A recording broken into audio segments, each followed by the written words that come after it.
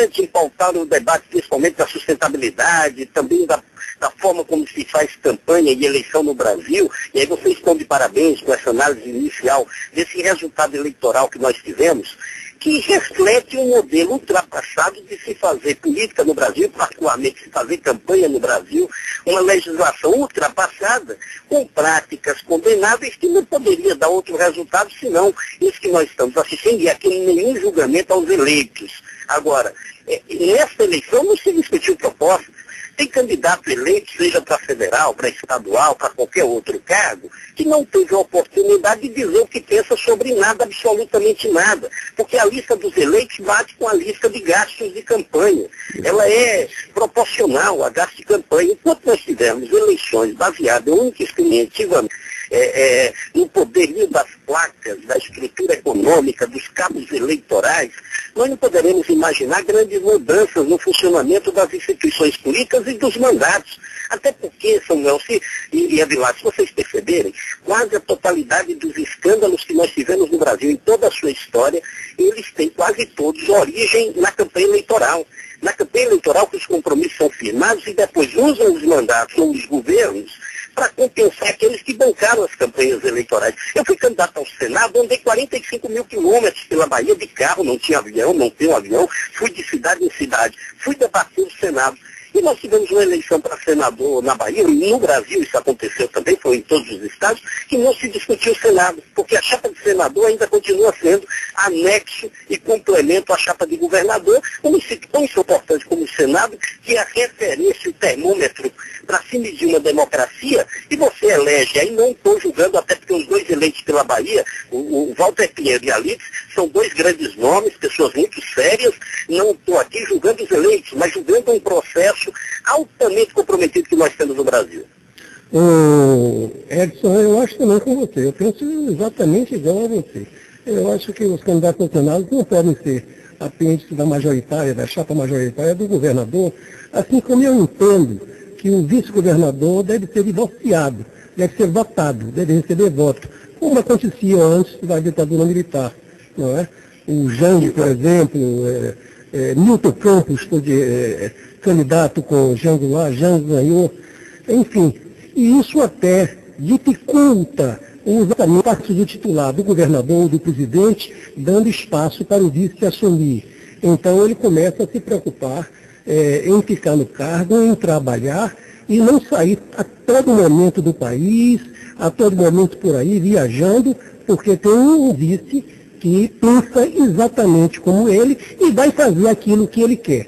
Se o vice for eleito, ele faz também o que os eleitores pediram dele. Porque pode entrar um presidente ou um governador de um partido e um vice de outro partido. E grave, Samuel, também nessa linha de pensamento, é a questão da suplência de senador, que são usados como de acordos políticos feitos em bastidores, que a sociedade não sabe. Quase a metade dos senadores hoje que compõem essa instituição, a nossa instituição federal, são suplentes que não foram votados e que são figuras que geralmente escolhidas sobre acordos que a sociedade não conhece, ou muitas vezes parentes ou outros interesses pessoais que não de campanha. Eu tentei, fiz uma consulta ao TSE, se eu poderia me lançar candidato ao Senado sem indicar o suplente. Não, você é obrigado a ter que indicar o suplente. Eu acho que a gente precisa. Essa eleição ela foi importante, como toda eleição é importante. Eu acho que a imprensa teve um papel extraordinário, porque o pouco de debate que nós tivemos, de debate para discutir teses e propostas, foi a imprensa que promoveu. Eu acho que a imprensa tem dado uma contribuição para o avanço da democracia brasileira extraordinário. Não é condenada, né? É condenada, acho. Quer amordaçar a imprensa, né? Calar a imprensa. Agora, é claro, o Samuel, vocês sabem que alguns veículos da imprensa nacional acabam não tendo um comportamento à altura do papel que a imprensa tem para com a sociedade. E aí acabam fazendo um julgamento generalizado. Agora, o papel foi importante, acho que nós avançamos bastante, e acho que a contribuição. Eu concordo com a Marina, eu tenho seguido aqui um posicionamento idêntico da Marina, de que nós, muito mais do que os nossos votos, são os nossos sinais, os nossos gestos. Eu acho que as autoridades precisam estar sempre atentas aos gestos, a esse simbolismo de quem é autoridade ou de quem representa coletivos, para que a gente não se avore a querer ser dono daquilo que não nos pertence, em posturas contraditórias. Então, se a gente defende a autonomia do eleitor como elemento de base fundamental de uma democracia, eu acho que a nossa postura aqui, agora, nesse momento que o Brasil está vivendo, em que se discute a sustentabilidade do planeta, e não só isso, o que eu acabei de falar, que os votos dados à Marina, muito mais do que uma sinalização sobre a discussão da sustentabilidade ambiental, na minha opinião, se deve à postura da Marina no que diz respeito à sua postura ética, politicamente correta, de uma forma diferente de se fazer política. Eu acho que isso é que encantou esses quase 20 milhões de eleitores na busca por alguém que se possa acreditar. Esse gesto da Marina nos traz uma responsabilidade muito grande para nós do Partido Verde, principalmente ela, a Marina, de tal forma que precisamos ter todo o cuidado do mundo, principalmente para essa juventude aí que votou na Marina e que espera postura coerente e séria daqueles que representam coletivos, principalmente coletivos políticos no Brasil. Eu só quero fazer uma pequena intervenção, um pequeno comentário. Essa questão da Marina, esses 20 milhões de votos, isso só demonstra, Edson, que há um Brasil moderno, há um Brasil que quer se afastar desse tipo de política que faz.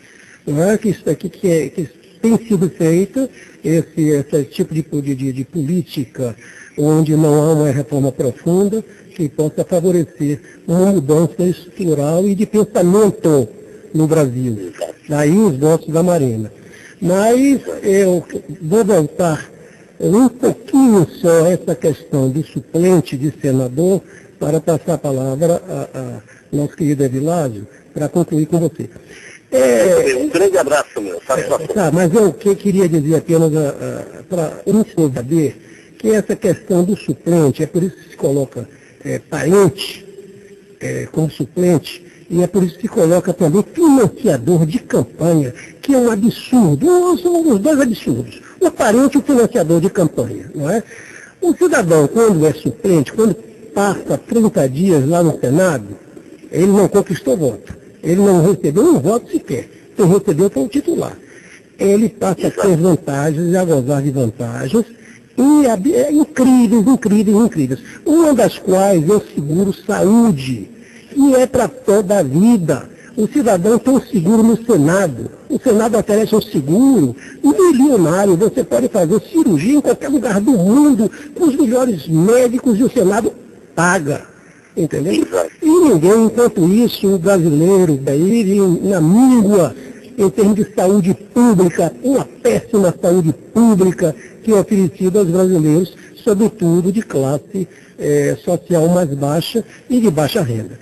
Eu quero dar um abraço para você, mandar um abraço para você, concordo muito com a postura do seu partido e passo a palavra para o Evilásio para concluir essa entrevista. Ok, Edson, então, muito obrigado aqui pelo nosso contato. Só confirmando, a decisão deve sair hoje no fim da tarde, não é isso?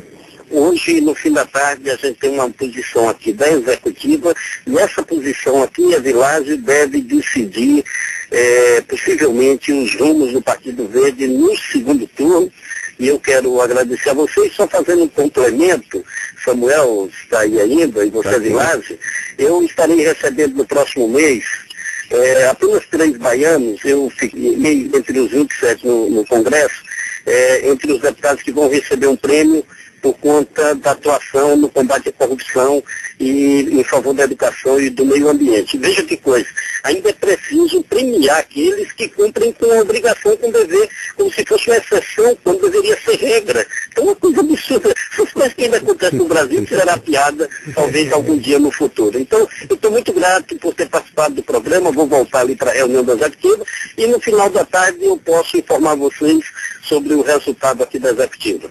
Ok.